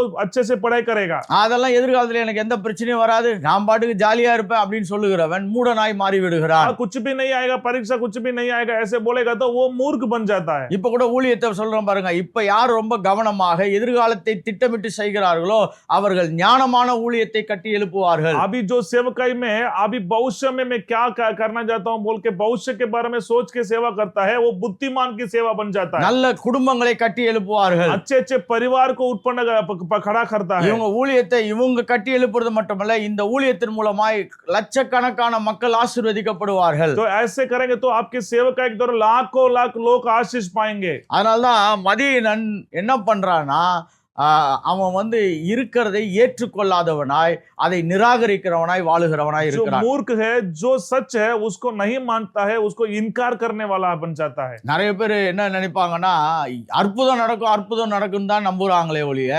ஞானமாய் வாழ வேண்டும் என்பதை நம்புவது கம்மியாகிவிட்டது. बहुत लोग अद्भुत काम होगा बोल के भरोसा रखते हैं। मैं ज्ञान से जीना है बोल के कोई भी भरोसा नहीं रख रहे आज के दिन में। பாருங்க, ஒருத்தன் கிரைசிஸ்ல இருக்கும் பொழுது அவனுக்கு அற்புதம் தேவை. கிரைசிஸ் அப்படின்னா மிகப்பெரிய பிரச்சனை, குழப்பத்தில் இருக்கும் பொழுது அவனுக்கு அற்புதம் தேவை. एक व्यक्ति एक बड़े आवश्यकता में रहेगा तो उसको जो बुद्धि चाहिए। ஆனா அவன் நார்மலா ஒரு நல்ல வாழ்க்கையும் ஒரு நிதானமான சூழ்நிலையை கர்த்தர் கட்டி அமைக்கும் பொழுது ஞானத்தை பெருக்குகிறவனாய் அவன் மாற வேண்டும். अगर परमेश्वर उसको एक अच्छे जगह पर रखा है तो उसको वो ज्ञान से बढ़ने वाला बनना चाहिए। அப்ப ஒரு பிரச்சனையிலே வாழணும், அற்புதத்திலே வாழணும் என்பது சரியான திட்டம் அல்ல. பிரச்சனைகள் வரும் பொழுது அற்புதம் தேவை. நம்ம நார்மலா நல்ல திட்டங்களை வகுத்து ஞானமாய் வாழ்ந்து தேவனுக்கு மகிமையாய் அவர் சித்தத்தை பூமியில் செய்ய அழைக்கப்படுகிறோம். एक समस्या के समय में अद्भुत काम चाहिए, फिर भी हम लोग एक अच्छे योजना के साथ जीवन बिता के हम लोग एक बुद्धि के साथ आगे बढ़ना वो भी चाहिए। இப்ப கர்த்தர் கையில கொடுத்த ஆசீர்வாதத்தை எப்படி கையாளுகிறீர்கள்? आज परमेश्वर आपके हाथ में दिए हुए आशीष को आप कैसे राज्य कर रहे हो, कैसे चला रहे हो? இப்ப கர்த்தர் கொடுத்த ஊழியத்தை நாம் எப்படி பார்க்கிறோம்? आज परमेश्वर आपके हाथ में दिए हुए सेवकाई को आप कैसे संभाल रहे हो? இப்ப கர்த்தர் நம்ம கையில வைத்திருக்கிற வாய்ப்புகளை ஞானமாய் செயல்படுத்துகிறோமா? आज परमेश्वर आपके हाथ में दिए हुए मौका को आप ज्ञान से चलाते हो क्या? ஆனா அதை விட்டுட்டு யார் சொன்னாலும் எல்லாத்தையும் நம்பிக்கிட்டு நம்மளே ஒரு முடிவு எடுத்துட்டு நம்மளே கண்மூடித்தனமா வாழும் பொழுது அவர் மூடத்தனத்துக்கு ஒப்பனையாக இருக்கிறது. जो हर बातों को मान के जो भी कुछ भी बोलता है वो सारे तरीका को सभी बातों को मान के हम लोग जिएंगे तो वो मूर्ख के एक चिन्ह बन जाता है। கர்த்தருடைய சத்தத்தை கேட்டு அவருடைய சித்தத்தை புரிந்து அதனோடு ஒப்பிட்டு வாழ்ந்து ஒருவன் செயல்படும் பொழுது அவன் ஞானியாய் மாற்றப்படுகிறான். परमेश्वर की आवाज को सुन के उनकी इच्छा को जान के उनके लिए तुलना करके देके समर्पण करेगा तो वो बुद्धिमान बन जाता है। அதனால்தான் கர்த்தர் 5 வகையான ஊழியர்களை கர்த்தர் பூமியிலே ஏற்படுத்தி இருக்கிறார். ஏனென்று சொன்னால் சபையை தேவன் தன்னுடைய விருப்பத்தின்படி அதை மாற்றும்படியாக இவர்களை பயன்படுத்துகிறார். इसलिए 5 प्रकार के बुलावट सेवकाई को परमेश्वर जगत में रखा है ताकि वो सब मिल के कलीसिया को परमेश्वर के राज्य को स्थापित करने के लिए रखा है. டு பிகம் மெச்சூர் அப்படின்னு சொன்னால் தேவன் விரும்புகிற வண்ணமாய் மாறுவதற்காக ஊழியர்களை வைத்திருக்கிறார். அவர்கள் மூலமாக ஞானத்தை தேவன் அருளுகிறார். அதை கேட்கும் பொழுது இவன் ஞானியாக மாறுகிறான். जो परमेश्वर के चाहत के अनुसार जान के परमेश्वर के सेवक लोग सेवकाई करके ज्ञान से भरे के सेवकाई करने के लिए परमेश्वर रखा है. ஆவிக்குரிய ஞானத்துல வளர வேண்டும். जो आत्मा की ज्ञान में बढ़ना है. நல்ல பொருளாதார சீரமைப்பு கூடிய திட்டங்களை படிக்கும் பொழுது பொருளாதாரத்திலே ஞானமாய் மாற முடியும். जो आर्थिक आशीष के बारे में अच्छे पढ़ाई हम पढ़ेंगे तो हम लोग आगे बढ़ सकते हैं. சரீரத்தை குறித்து நல்லா படிச்சு சரீரத்திலே ஞானமாய் வாழலாம். तो शारीरिक रीति से अच्छे से पढ़ के शरीर में ज्ञान से जी सकते हैं. உறவுகளையும் குடும்பத்தையும் குறித்து படித்து உறவுகளிலும் குடும்பத்திலும் சிறந்த முறையிலே வாழலாம். जो रिश्ता के बारे में परिवार के बारे में पढ़ के परिवार के जीवन में हम लोग अच्छे से ज्ञान के साथ जी सकते हैं. அதனால நம்ம முட்டாள்தனத்திலிருந்து ஞானவானாய் மாறுவதற்கு வேதம் ஏராளமான வாய்ப்புகளை நமக்கு வைத்திருக்கிறது. हम लोग मूर्ख से बुद्धिमान बनने के लिए कई सारे मौका को पवित्र शास्त्र हमें दे रहा है. அதே போல நல்ல ஞானியாய் இருந்துட்டு நம்ம தேவ திட்டத்தை சரியாய் புரிந்து வாழாத பொழுது மூடர்களாய் மாறுவதற்கு வழி இருக்கிறது. बुद्धिमान होने के बाद भी हम परमेश्वर के मकसद को सही से नहीं समझकर हम लोग जिएंगे तो हम मूर्ख बन जाते हैं. ஆனால் என்னுடைய விருப்பமும் ஜெபமும் ஆசையும் என்னன்னா இந்த வேதத்தை படிக்கிற ஒருவரும் ஜெபிக்கிற ஒருவரும் ரட்சிக்கப்பட்ட ஒவ்வொருவரும் ஞானிகளாய் மாறி தேவ சித்தத்தை பூமியிலே பரிபூர்ணமாய் நிறைவேற்ற வேண்டும் என்பதுதான் என்னுடைய ஆசை. मेरी इच्छा मेरी चाहत मेरी प्रार्थना क्या मालूम है, इस दुनिया में उधार पाए हुए पवित्र शास्त्र को सेवकाई करने वाले सब लोग ज्ञान में बढ़कर अच्छे से सेवकाई करके इस दुनिया में परमेश्वर के नाम को महिमा करना ही मेरी इच्छा है. நம்ம ஞானத்திலே சிறந்து விளங்கும்படியாய் கண்களை மூடி ஜெபிக்கலாம். हम बुद्धि में आगे बढ़ने के लिए बढ़ाई करने के लिए परमेश्वर मदद करेगा. हम प्रार्थना करेंगे. நல்ல பிதாவே, स्वर्गीय पिता, இயேசுவின் நாமத்தில் ஜெபிக்கிறோம். यीशु मसीह के नाम से हम प्रार्थना கர்த்தாவே, करते हैं. எங்களுக்குள்ளாய் இருக்கிற மூடத்தனங்கள் எல்லாம் விளக்கப்பட்டு நாங்களும் ஞானிகளாய் மாற கர்த்தர் எங்களுக்கு உதவி செய்வீராக. परमेश्वर हमारे अंदर सारे मूर्ख की विचार दूर होकर हम लोग अच्छे से जीवन बिताने के लिए हमें मदद कीजिए प्रभु. கர்த்தாவே, நாங்க இருதயத்திலே தப்பா எதையாவது ஒன்றை நம்பிக்கொண்டு நாங்க நம்புறதுதான் கரெக்ட் என்று சொல்லி மூடத்தனத்திலே போய்விடாதபடி தேவனுடைய திட்டத்தையும் தீர்மானத்தையும் நிதானித்து அலசி ஆராய்ந்து வாழ்கிறவர்களாய் எங்களை மாற்றுவீராக. परमेश्वर हम हमारे इच्छा के अनुसार हमारे मर्जी के अनुसार जी के ही परमेश्वर की इच्छा के विरोध में काम करके मूर्ख बनना नहीं चाहते प्रभु. परमेश्वर आज हमारे जीवन में हम बुद्धिमान बनने के लिए सहायता கர்த்தாவே, कीजिए. எங்க எல்லாருக்கும் ஒரு வாய்ப்பு இருக்குதுப்பா நாங்கள் ஞானிகளாய் வாழ்வதற்கு. परमेश्वर आज सभी को आज हमको सबको मौका दिया है हम बुद्धिमान बनने के நாங்க लिए. ஞானிகளாய் வாழ்வதற்காகவே எங்களோடு கூட பேசிக் கொண்டிருக்கிறீர். அதற்காக உங்களுக்கு நன்றி செலுத்துகிறோம். परमेश्वर हम लोग बुद्धिमान बनने के लिए आज हमसे बात कर रहे प्रभु में धन्यवाद देता हूं. எங்கெல்லாம் நாங்க மதியினர்களாய் இருக்கிறோமோ அங்கெல்லாம் கர்த்தாவே நாங்கள் ஞானவான்களாய் மாற கர்த்தர் எங்களுக்கு உதவி செய்வீராக. परमेश्वर कहाँ कहाँ हम लोग मूर्ख बन के रह रहे हैं वहां वो जगह पर हम लोग बुद्धिमान बनने के लिए आज हमें मदद कीजिए प्रभु. கர்த்தாவே, இந்த செய்தியை கேட்டுக்கொண்ட ஒவ்வொருவருக்கும் ஞானம் அதிகரிக்கும்படியாய் ஜெபிக்கிறோம்ப்பா. इस प्रचार आज के जो प्रचार को सुन रहे हैं उन सभी के जीवन में बुद्धि बढ़ने के लिए मैं प्रार्थना कर रहा हूं प्रभु. வாழ்க்கை அற்புதமாய் அதிசயமாய் மாறுவதாக. इनकी जीवन एक अद्भुत रीति से एक चमत्कार के में होकर बढ़ते जाए. இயேசுவின் மூலம் ஜெபிக்கிறேன் நல்ல பிதாவே. यीशु के नाम से मांगते स्वर्गीय पिता. God bless you.